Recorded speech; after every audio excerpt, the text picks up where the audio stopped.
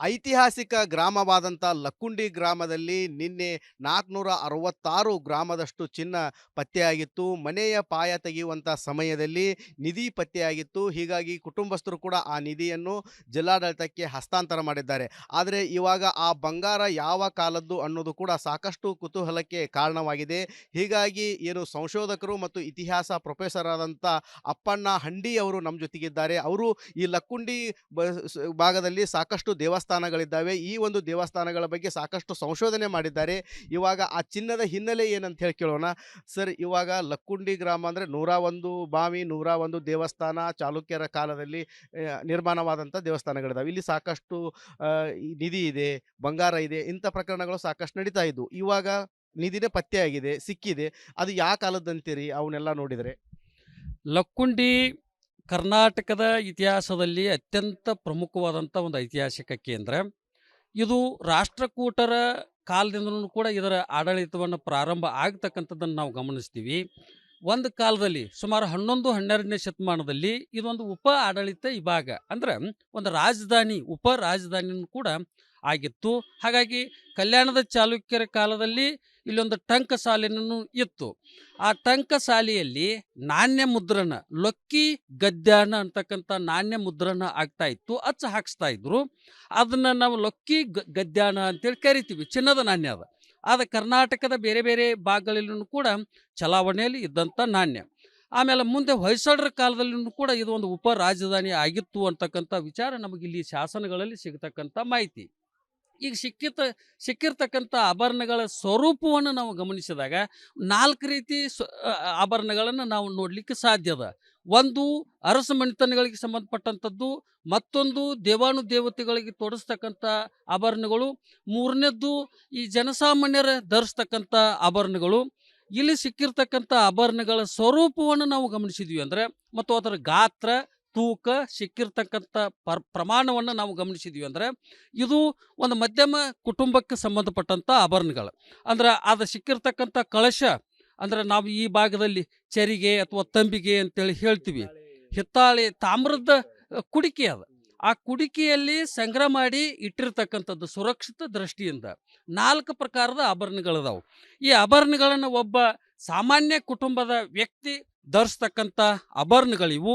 ಇನ್ನೂ ಅವುಗಳನ್ನು ಸ್ವಚ್ಛತೆಗೊಳಿಸಿ ಕಾಲ ನಿರ್ಣಯ ವಿಧಾನಕ್ಕೆ ಒಳಪಡಿಸಿದರೆ ಇವುಗಳ ಕುರಿತು ಇನ್ನೂ ಹೆಚ್ಚಿನ ಮಾಹಿತಿಯನ್ನು ನಾವು ಸಂಗ್ರಹ ಮಾಡಲಿಕ್ಕೆ ಸಾಧ್ಯನೂ ಕೂಡ ಅದ.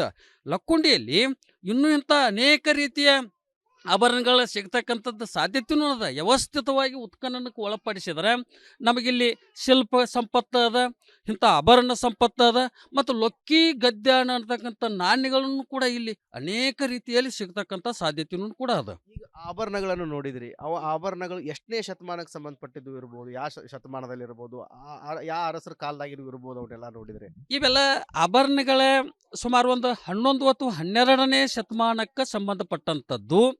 ಇವು ಕಲ್ಯಾಣದ ಚಾಲುಕ್ಯರ ಆಳ್ವಿಕೆಗೆ ಏನು ಈ ಲಕ್ಕುಂಡಿ ಒಳಪಟ್ಟಿತ್ತು ಅವತ್ತಿನ ಸಂದರ್ಭದಲ್ಲಿ, ಮತ್ತು ಇದು ದಾನ ಚಿಂತಾಮಣಿ ಅತ್ತಿಮಬ್ಬೆಯ ಕಾಲದಲ್ಲಿ ಅವಳ ಅರಮನೆಯೂ ಕೂಡ ಇಲ್ಲೇ ನಿರ್ಮಾಣ ಆಗಿತ್ತು. ಅವಳ ಮಗ ಇಲ್ಲಿಂದನ ಈ ಮಾಸವಾಡಿ 140 ಅಂದ್ರೆ ಅಂದಿನ ಆಡಳಿತ ವಿಭಾಗ ಅದನ್ನು ಆಳ್ವಿಕೆ ಮಾಡ್ತಾ ಇದ್ದ.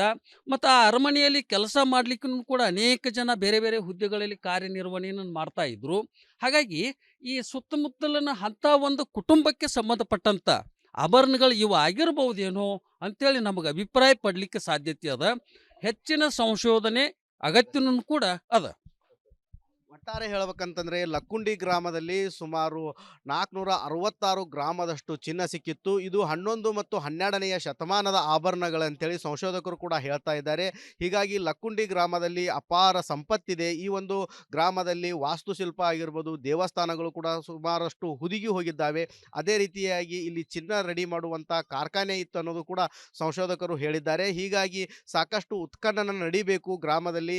ಆವಾಗ ಮಾತ್ರ ನಮ್ಮ ಹಿಂದಿನ ಗತವೈಭವ ವೈಭವದ ಏನು ಆ ಕಾಲದಲ್ಲಿ ರಾಜರು ಮಹಾರಾಜರು ಆಳ್ವಿಕೆ ಮಾಡಿದಂಥ ದೇವಸ್ಥಾನಗಳಾಗಿರ್ಬೋದು, ಪುರಾತತ್ವ ಇಲಾಖೆಗೆ ಸಂಬಂಧಪಟ್ಟಂಥ ಇಲ್ಲಿ ವಸ್ತುಗಳು ಕೂಡ ಸಿಗ್ತಾವೆ. ಹೀಗಾಗಿ ಈ ಒಂದು ಲಕ್ಕುಂಡಿ ಗ್ರಾಮದಲ್ಲಿ ಉತ್ಖನನ ನಡೀಬೇಕು ಅಂತ ಹೇಳಿ ಸಂಶೋಧಕರು ಆಗ್ರಹಿಸ್ತಾ ಇದ್ದಾರೆ. ಕ್ಯಾಮರಾಮ್ಯಾನ್ ಮಂಜುನಾಥ್ ಜೊತೆ ಮಂಜು ಪತ್ತಾರ್, ರಿಪಬ್ಲಿಕ್ ಕನ್ನಡ, ಗದಗ್. ಐತಿಹಾಸಿಕ ಗ್ರಾಮವಾದಂಥ ಲಕ್ಕುಂಡಿ ಗ್ರಾಮದಲ್ಲಿ ನಿನ್ನೆ 466 ಗ್ರಾಮದಷ್ಟು ಚಿನ್ನ ಪತ್ತೆಯಾಗಿತ್ತು. ಮನೆಯ ಪಾಯ ತೆಗೆಯುವಂಥ ಸಮಯದಲ್ಲಿ ನಿಧಿ ಪತ್ತೆಯಾಗಿತ್ತು. ಹೀಗಾಗಿ ಕುಟುಂಬಸ್ಥರು ಕೂಡ ಆ ನಿಧಿಯನ್ನು ಜಿಲ್ಲಾಡಳಿತಕ್ಕೆ ಹಸ್ತಾಂತರ ಮಾಡಿದ್ದಾರೆ. ಆದರೆ ಇವಾಗ ಆ ಬಂಗಾರ ಯಾವ ಕಾಲದ್ದು ಅನ್ನೋದು ಕೂಡ ಸಾಕಷ್ಟು ಕುತೂಹಲಕ್ಕೆ ಕಾರಣವಾಗಿದೆ. ಹೀಗಾಗಿ ಏನು ಸಂಶೋಧಕರು ಮತ್ತು ಇತಿಹಾಸ ಪ್ರೊಫೆಸರ್ ಆದಂಥ ಅಪ್ಪಣ್ಣ ಹಂಡಿ ಅವರು ನಮ್ಮ ಜೊತೆಗಿದ್ದಾರೆ. ಅವರು ಈ ಲಕ್ಕುಂಡಿ ಭಾಗದಲ್ಲಿ ಸಾಕಷ್ಟು ದೇವಸ್ಥಾನಗಳಿದ್ದಾವೆ. ಈ ಒಂದು ದೇವಸ್ಥಾನಗಳ ಬಗ್ಗೆ ಸಾಕಷ್ಟು ಸಂಶೋಧನೆ ಮಾಡಿದ್ದಾರೆ. ಇವಾಗ ಆ ಚಿನ್ನದ ಹಿನ್ನೆಲೆ ಏನಂತ ಹೇಳಿ ಕೇಳೋಣ. ಸರ್, ಇವಾಗ ಲಕ್ಕುಂಡಿ ಗ್ರಾಮ ಅಂದರೆ 101 ಬಾವಿ, 101 ದೇವಸ್ಥಾನ ಚಾಲುಕ್ಯರ ಕಾಲದಲ್ಲಿ ನಿರ್ಮಾಣವಾದಂಥ ದೇವಸ್ಥಾನಗಳಿದಾವೆ. ಇಲ್ಲಿ ಸಾಕಷ್ಟು ಈ ನಿಧಿ ಇದೆ, ಬಂಗಾರ ಇದೆ, ಇಂಥ ಪ್ರಕರಣಗಳು ಸಾಕಷ್ಟು ನಡೀತಾ ಇದ್ವು. ಇವಾಗ ನಿಧಿನೇ ಪತ್ತೆಯಾಗಿದೆ, ಸಿಕ್ಕಿದೆ. ಅದು ಯಾವ ಕಾಲದ್ದಂತೀರಿ ಅವನ್ನೆಲ್ಲ ನೋಡಿದರೆ? ಲಕ್ಕುಂಡಿ ಕರ್ನಾಟಕದ ಇತಿಹಾಸದಲ್ಲಿ ಅತ್ಯಂತ ಪ್ರಮುಖವಾದಂಥ ಒಂದು ಐತಿಹಾಸಿಕ ಕೇಂದ್ರ. ಇದು ರಾಷ್ಟ್ರಕೂಟರ ಕಾಲದಿಂದಲೂ ಕೂಡ ಇದರ ಆಡಳಿತವನ್ನು ಪ್ರಾರಂಭ ಆಗ್ತಕ್ಕಂಥದ್ದನ್ನು ನಾವು ಗಮನಿಸ್ತೀವಿ. ಒಂದು ಕಾಲದಲ್ಲಿ ಸುಮಾರು 11-12ನೇ ಶತಮಾನದಲ್ಲಿ ಇದೊಂದು ಉಪ ಆಡಳಿತ ವಿಭಾಗ, ಅಂದ್ರೆ ಒಂದು ರಾಜಧಾನಿ, ಉಪ ರಾಜಧಾನಿನೂ ಕೂಡ ಆಗಿತ್ತು. ಹಾಗಾಗಿ ಕಲ್ಯಾಣದ ಚಾಲುಕ್ಯರ ಕಾಲದಲ್ಲಿ ಇಲ್ಲೊಂದು ಟಂಕಸಾಲೆನೂ ಇತ್ತು. ಆ ಟಂಕಸಾಲೆಯಲ್ಲಿ ನಾಣ್ಯ ಮುದ್ರಣ, ಲೊಕ್ಕಿ ಗದ್ಯಾನ ಅಂತಕ್ಕಂಥ ನಾಣ್ಯ ಮುದ್ರಣ ಆಗ್ತಾ ಇತ್ತು, ಅಚ್ಚ ಹಾಕಿಸ್ತಾ ಇದ್ರು. ಅದನ್ನು ನಾವು ಲೊಕ್ಕಿ ಗದ್ಯಾನ ಅಂತೇಳಿ ಕರಿತೀವಿ, ಚಿನ್ನದ ನಾಣ್ಯ ಅದ. ಆದರೆ ಕರ್ನಾಟಕದ ಬೇರೆ ಬೇರೆ ಭಾಗಗಳಲ್ಲೂ ಕೂಡ ಚಲಾವಣೆಯಲ್ಲಿ ಇದ್ದಂಥ ನಾಣ್ಯ. ಆಮೇಲೆ ಮುಂದೆ ಹೊಯ್ಸಳರ ಕಾಲದಲ್ಲೂ ಕೂಡ ಇದು ಒಂದು ಉಪ ರಾಜಧಾನಿ ಆಗಿತ್ತು ಅಂತಕ್ಕಂಥ ವಿಚಾರ ನಮಗಿಲ್ಲಿ ಶಾಸನಗಳಲ್ಲಿ ಸಿಗತಕ್ಕಂಥ ಮಾಹಿತಿ.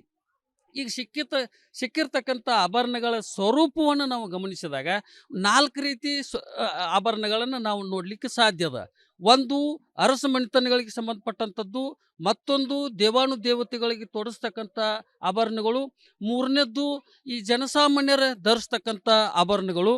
ಇಲ್ಲಿ ಸಿಕ್ಕಿರ್ತಕ್ಕಂಥ ಆಭರಣಗಳ ಸ್ವರೂಪವನ್ನು ನಾವು ಗಮನಿಸಿದ್ವಿ ಅಂದರೆ, ಮತ್ತು ಅದರ ಗಾತ್ರ, ತೂಕ, ಸಿಕ್ಕಿರ್ತಕ್ಕಂಥ ಪ್ರಮಾಣವನ್ನು ನಾವು ಗಮನಿಸಿದ್ವಿ ಅಂದರೆ, ಇದು ಒಂದು ಮಧ್ಯಮ ಕುಟುಂಬಕ್ಕೆ ಸಂಬಂಧಪಟ್ಟಂಥ ಆಭರಣಗಳು.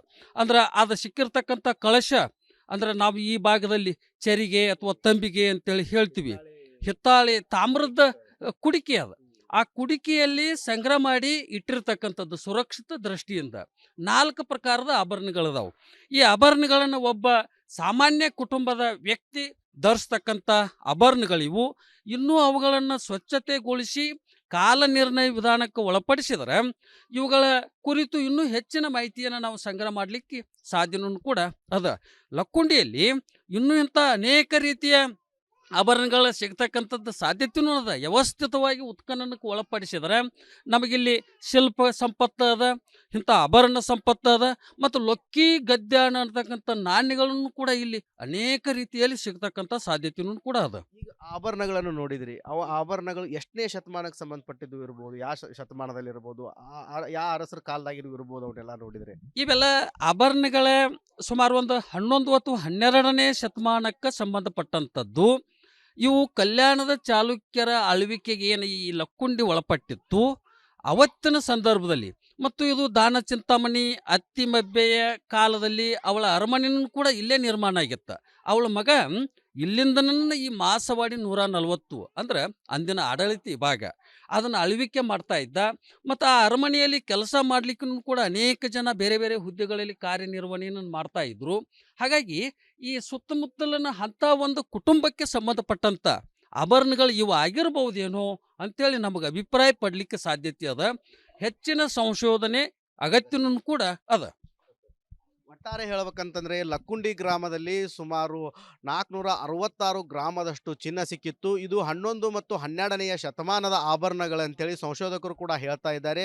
ಹೀಗಾಗಿ ಲಕ್ಕುಂಡಿ ಗ್ರಾಮದಲ್ಲಿ ಅಪಾರ ಸಂಪತ್ತಿದೆ. ಈ ಒಂದು ಗ್ರಾಮದಲ್ಲಿ ವಾಸ್ತುಶಿಲ್ಪ ಆಗಿರ್ಬೋದು, ದೇವಸ್ಥಾನಗಳು ಕೂಡ ಸುಮಾರಷ್ಟು ಹುದುಗಿ ಹೋಗಿದ್ದಾವೆ.